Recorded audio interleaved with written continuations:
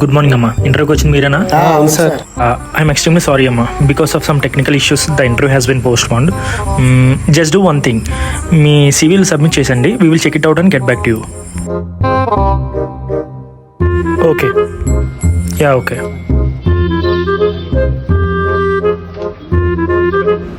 Sir నమస్తే sir. చెప్పండి.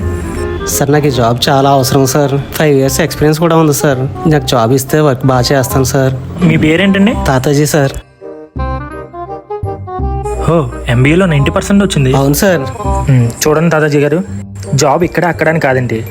మీకు టాలెంట్ ఉంటే ఎక్కడైనా వస్తుంది. అర్థమైందా? మీకు కాల్ చేస్తాం. సరే సార్.